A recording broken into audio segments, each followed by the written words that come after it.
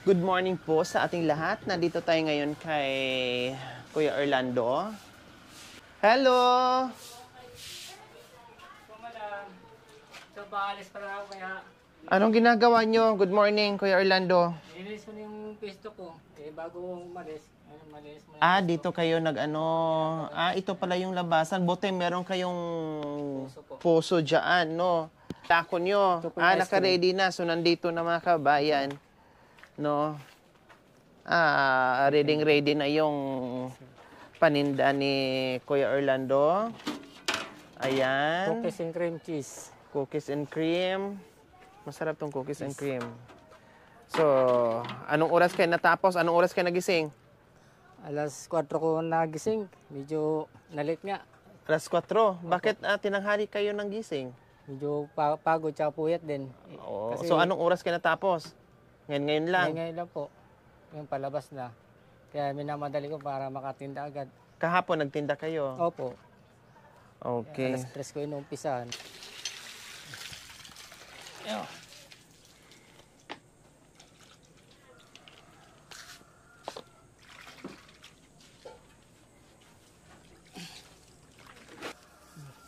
Nasaan na sila? Yung mga anak Diyan nyo? po sa labas. Bukas, di ako magtitinda. Maglalaban na naman po ako. Hmm. Kasi nabutan ng alas 2, paglalaba lang. Yung pahinga naman konti. Punta naman ako ng palengke. Tapos ang pahinga konti. Mamimili ako ng pang ice cream. Ilang buwan isang solo parents. Hindi kailangan magpahinga ng mahabang oras. Konti lang. So, ayan po mga kabayan, no? Yan po yung ginagawa ni Kuya Orlando bago alis. Magbuo ng ice cream, linisin muna, then asikaso sa mga bata o gawaing bahay, then alis na, no? Bago siya magtinda. Kaya, Ganyan talaga, Kuya Orlando, no? Opo, yung buhay yung asawa ko, nakakatinda ako, 8:30, paalis na ako. Ngayon, alas 10 na. Kasi yung gawain bahay. Nababawasan yung oras niyo sa pagtitinda. Opo. Kasi yung asawa ko nun, maaga rin nagigising, nag-isikaso rin. Ano ngayon kinamatay ng asawa mo, Kuya Leukemia Orlando? po. Leukemia. After ipinanganak yung Hindi, lumabas na. Kasi raw dahil sa pagpupuyat, hindi raw nakuha yung sakit niya. ilang months yung bata bago siya namatay? 9 months po. 9 months. So halos isang taon din pala, no? Pero yung yung buntis Wala pa pa lang po. siya, wala siyang Malusog sakit. po. Ah, wala siyang Opo. sakit. Dati, yung asawa ko, Puyat sa pag-aalaga ng Opo, dahil- baby, ganun. opo. Nung time na kasi, Or may sakit siya, hindi lang na-check up, hindi lang nakainom ng gamot dahil buntis eh. Wala. Bawal kasi. wala po siyang sakit pagkakaalam ko. Ang tanda ko lang kasi bataw siyang mga anak, puyat siya ng 3 weeks. Lagi pong puyat. Dahil iyak na iyak yung baby namin. Sakit. Kasi ang bilis ng pangyayari, 9 months 9 lang. months na po. 'Di ba? Ang ko ay buntis yun, siguro may naramdaman o may sakit na, hindi lang napa-check up, hindi nakainom ng gamot kasi bawal pag buntis eh. 'Di ba? Kahit nga biogesic o bawal inumin. Doon lang po pagkakaalam kung naging dyan dahil pagpupuyat ng 3 linggo, laging walang tulog. Tapos trabaho Ang sa gawain bilis. bahay. 9 months lang, wala na agad. Namatay na siya kaagad. Kala ko nga po masusurvive dahil talagang sinika po namin mapagamot. 2 beses ko tinakbo sa ospital. Yung unang ospital po takbo, nagit 1 linggo ka po kami doon. Gumastos po ng alos 30,000. Ilang bag yung dugo po yung sinalin. 3. Gumaling siya, nilabas po namin. After 1 week, nanghina na naman. Kaya tinakbo ko na po sa sa Region 1, Dagupan. Po kami doon, 2 linggo. Gumas ng kulang ng 50,000. Lahat ng side niya, nagtulong-tulong po talaga. Kapatiran, nagbigay ng tulong. Dahil ang mahal po ng dugo. 5 bag po yung binili namin dugo para may Saling. saling. Mabot ng 50,000. Kala namin okay na po. Then lumakas na. After 2 weeks naman, nanghihina na naman po. Yun na, Bumigay na. bumigay na. Wala na kami pera, naging ng tulong.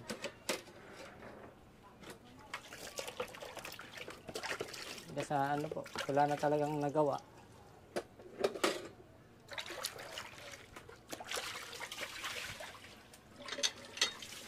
Buti nga, nandyan, no? Nandyan na yung poso, yung tubig, hindi mo na iigibin, hindi ka na lalayo. Kahit wala kang gripo, pag meron kang ganyan, ayos lang. Hindi ka mahihirapan. Dito po tayo, madam. Po, kinuha kong hulugan. Ito, may motor kayo, bago to. Opo, kinuha ko po siyang Kailan lang hulugan. to? Ano po, magpo 4 months.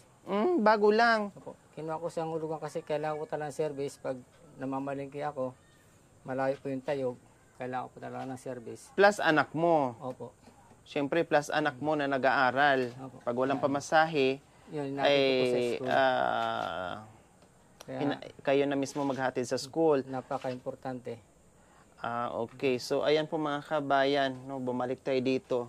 Kasi yung latest natin na vlog ni Kuya Orlando, di ba, nanawagan po tayo doon na may plan A, plan B.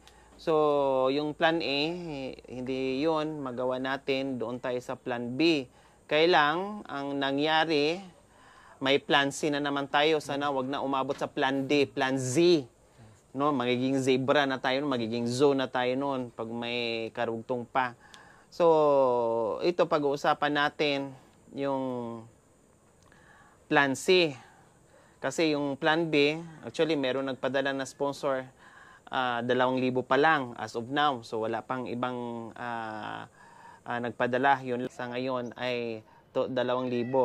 So ngayon, kung matupad yung plan B, yung 2,000, kulang na kulang, malaking kulang pa yun, no? At marami pa tayong bubunuin yun, marami nagagawin kasi hindi po talaga sapat, hindi biro. Kasi sa gasolina pa lang, no, ang mahal. Nag-inquire ako ng van, 30,000, balikan po yun, no, 30,000, 30,000 po from here to Bicol. Van ang sakyan. So, ngayon, Kuya Orlando, napasugod kami dahil doon sa chat mo. Anong nangyari? Mas maganda kayo yung magsabi. Anong nangyari? Bakit hindi kayo matuloy doon sa plan B? Kinunta ko po kasi yung kapatid ko ron kasi yung kapatid ko na kasama ng mama ko. Ngayon, ang sabi ko, uwi kami dyan para dyan na lang kami para mapag-aral yung mga bata. Tapos yung itong bunso ko maalaga nga ng mama ko. Kaso ang sagot sa akin, para ano daw, papagurin ko lang yung mama ko. Kaya sumama pa yung loob ko na gano'n yung sagot sa akin ng kapatid ko. Kaya sabi ko, gano'n ba? Sige. Hindi na kami uuwi. Sino kasama ng mama mo sa bahay? Yung kapatid ko po na pang-5. Pang-5, lalaki, babae? Babae po. Alos magti-teacher na po sila, nakapagtapos din ng college. So may pamilya na? Wala pa naman po. Wala pa. And then, bahay ng... Bahay po ng magulang ko. Bahay ng magulang mo mismo. So, syempre, may karapatan siya, wala pang asawa, bahay nila yon. No, kailang yung pakiusap mo sana na uuwi ka, ay hindi sila papayag sa madaling salita, ay ayaw nila ng obligasyon dahil may edad na ang mama mo at ayaw nang mapagod at ayaw mag-alaga. Ganon. Yun eh. Tapos, ilang taon na yung mama mo? 59 po. 59. So, magsisenior na. Pero sa tingin mo, kahit papaano for a while, na nandoon kayo, kayang mag-alaga o hindi Kaya na? po, kasi nagtitinda-tinda naman po yung mama ko. Kaya ang plano ko talaga na kung doon kami, papaitigil ko sa pagtitinda, mag-aalaga lang siya ng bunso ko. Ako na mag-anak buhay doon. Ikaw na maghanap buhay, tigil siya sa pagtitinda, ikaw na maghanap buhay, Minsan ang then maganda- ikaw na rin magbibigay ng pagkain sa kana, Opo. syempre. Ako na po. So, yung pagtira mo doon, samantala o pang sa matagalan? Pagsamantala Kung lang halimbawa, po, kasi andun na lahat ng panghanap buhay ko, dadali ko na doon. Kaso sa ganung sitwasyon na yung sagot sa akin ng kapatid ko na parang ayaw na andun kami, kaya sumama ang loob ko. Kaya sabi ko, siguro may isa pa akong plan na na maganda na hindi ko na kailangan umuwi. Kung mabibigyan po sana ako ng pangsalpak ko dito na ng sidecar, na may sasama ko si Bunso habang nagtitinda, na may bubong po siya na hindi siya mainitan. Kasi po yung alam niyo naman po yung sidecar ko, bubong niya, payong lang po. Kaya doon po nagkakasakit yung Bunso ko. Kung ako po yung mapagbibigyan talaga na pang sidecar, yung sidecar na yung parang kulong-kulong na may bubong, Bubong di ba? po, Tama. Na pang ice cream din. Okay. So, ayan po mga kabayan, no? Naunsyami o naudlot yung pag-uwi ni Kuya Orlando sa Bicol kasi text ng kapatid nyo na hindi pwedeng uuwi kayo kasi papagurin mo lang yung mama. mama mo. Hindi mo ba sinabi Kasi yung sa ganong salita, parang nadismaya. sumama na yung loob mo? O anong... Kasi matanda po ako dun. mas matanda kayo. Ako po pangatlo, siya pang 5.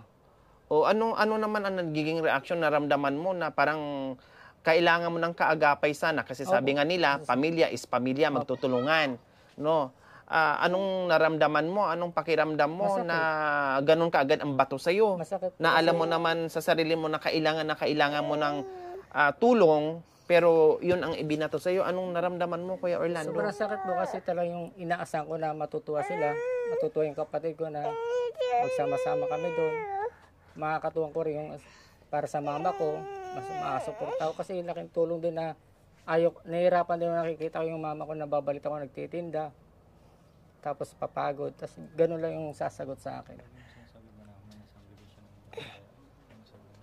Anti doon, kasi ang ayaw na ayaw ko, mga kabayan, na yung mga lula, yung mga lolo pinababantay ng anak, mag-alaga ng mga apo mag-alaga sila ng mga apo, and then, yung pagkain ng mga apo, ang problema ay yung mga lula at lolo pa. Diba? Yun ang ayaw na ayaw ko. Pero kung magpabantay ka, makiusap ka, bantayan mo, pangsamantala, pero make sure naman na yung magulang mo, pakainin mo naman, suportahan mo naman sa pangangailangan niya, dahil hindi biro yung mag-alaga ng apo, lalo na sa edad nila, lalo na pag mga seniors. 'Di ba? Kaya mahirap talaga din 'yan. Kailang sa sitwasyon ngayon, na-deny ka kaagad, no? Siyempre, maintindihan namin na talagang masakit sa iyo 'yan kasi 'yun nga, pamilya. Okay lang sana kung ibang tao na nakiusap ka, medyo maintindihan mo kasi ibang tao. Kailang pamilya kasi. Kaya minsan mga kabayan, yung sinasabing ang pamilya ay pamilya magtutulungan, nako, parang salita na lang yun, pero in reality, parang mahirap yun mga kabayan. Pero hindi naman po lahat, hindi lahat. Meron naman talaga ibang pamilya na talagang ang sarap ng pakisamahan nila, sa hirap at ginhawa, ang sarap ng samahan nila, talagang nagmamahalan, nagtutulungan, ganun po. Pero may iba na talagang salita na lang yun na hindi nangyayari. Okay? So doon sa plan C, balikan natin na sinasabi ni Kuya Orlando ay sidecar yung hinihingi niya. Hindi ko alam, no, nakita ko na meron pala siyang motor. Ilang months? 4 months. 4 months, no? Inuhulog-hulugan niya para meron silang service, no? Dahil malayo, nasa looban sila mga kabayan, at pamalingke sa mga bata na nag-aaral or sa pamamalingke. And marami nga siya ditong Ay, tapos na. katulad nito, may mga schedule siya dito. Ayan po mga kabayan. Ayan, no? So, siyempre, magagamit niya para mas accessible doon sa mga customers niya. Halimbawa, may mag-order sa kanya, kailangan niya i-confirm, malayo. So, kailangan mabilisan yung transaction. So, ito ang gamit niya. 'Di ba? Katulad niyan. So, mayroon siyang mga naka-schedule na mga orders. So, ayan, ang kahilingan nyo, yung wala na yung plan A, wala na yung plan B, no? So, dismayado na naman tayo, doon tayo sa plan C. Hoping na magagawa natin ang paraan yon, no? At madagdagan yung 2,000 na nagagaling, na una nagpadala sa ating para dito sa pamilya ni Kuya Orlando, no? Yung sidecar na pwedeng, yung sidecar, kulong-kulong po yung mga kabayan na may atip, no? May bubong, at pwedeng ilagay niya yung baby doon, no? At merong upuan yon, so hindi na siya mahihirapan pedal. Kumbaga, mabit-bit na niya at the same time, makapag-aral niya yung mga bata. Kumbaga, Opo. mabibit-bit niya, madadala niya yung bunsong anak niya. So, more or less siguro mga kabayan, kung hindi ko nagkakamali, ay nasa 15K. Yun, no? Yung kulong-kulong na yun. Kasi Ibang po na maaari po mapagbigyan nyo namin na sidecar po. Para po laking tulong po ito sa akin dahil hindi na ako nagpipedal at makasama ko po yung bunso ko pagtitinda. At para din po sa dalawa kong anak na makapag-aral ng tuloy-tuloy. Yun lang po aking kailangan po sa inyo. Maraming salamat po. ayan. So, ang main purpose po kasi doon sa kahilingan ni Kuya Orlando po mga kabayan, na malagyan ito ng sidecar para maisama ito yung dalawa niyang anak na nagpapalitan, no, na hindi na maapektuhan sa pag-aaral, na tuloy-tuloy yung pasok nila, no, ay mabigyan natin ng sidecar. Kasi kung may sidecar na ito mga kabayan, pag nakabili na tayo, pag naikabit dito sa motor niya, ay makapag-aral na ng maayos, no? Tuloy-tuloy yung pag-aaral sa dalawang anak niya. Kasi lungkot mga kabayan kasi yung isa 13 years old, 12 years old. ay 12 years old pero grade 5. Yung Isa po 15. 15 years old, Grade grade 4. 4. So, ayun po mga, sobrang late yung aral nila, yung pag-aaral nila mga kabayan dahil sa sitwasyon na walang katuwang mga kabayan, talagang palitan o minsan tinatamad na yung isa siguro mag-aral kasi alam naman, no, kasi tayo nadaanan natin, naranasan natin na mag-aral tayo. Pag naka-absent tayo, parang nahihiya natin pumasok. Maka-absent man lang tayo ng isa, dalawang beses, nahihiya na tayong pumasok. Minsan, yung mga kaklase natin, binubuli pa tayo. Absent ka kahapon, o sige ka absent, itong ganun. Naranasan ko yan eh. Maka-absent ka ng beses, bubulihin ka na. Siguro, ito yung way, no, na last way na lang itong mga kabayan. Itong Plan C, no, na wala ng iba, manatili sila dito, pero kailangan mabilhan sila ng sidecar para makapag-aral yung mga bata na dire-diretso, na hindi na mag-aalaga at bit-bit na ni Kuya Orlando.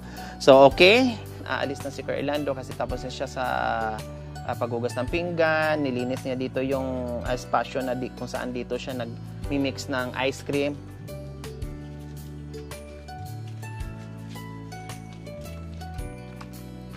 Ayan, naka-ready na dito sa labas.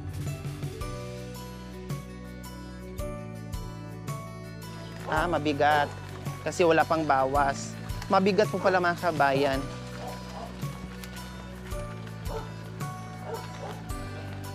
Flat? Parang flat, Kuya Orlando. Kulang sa hangin. Or mabigat lang? Mabigat lang po. Mabigat lang. Sumasasabog. Oo. Ito kasi mga kabayan, mahirap talaga, no? Fire. Ang hirap. Kasi imagine mga kabayan, habang nagpapadya ka, merong kang anak na nakayapo sa'yo dito, no, na natutulog habang nagpapadya ka. Ang hirap yung mga kabayan. Tapos pag halimbawa mainit pa, no, pag umuulan at dala-dala mo yung anak mo, napakahirap. Kaya lang nandoon na nga, single parent, no, wala kang choice kundi lumaban. Alangan naman ganun na nga yung sitwasyon mo, hihiga-higa at uupo-upo ka sa loob ng bahay, lalong mahirapan yung buong pamilya, may mga anak na umaasa. Mahirap ang gawin, talagang gagawin mo para sa mga anak mo na naiiwan. Okay? So, ayan, try natin, napakahirap.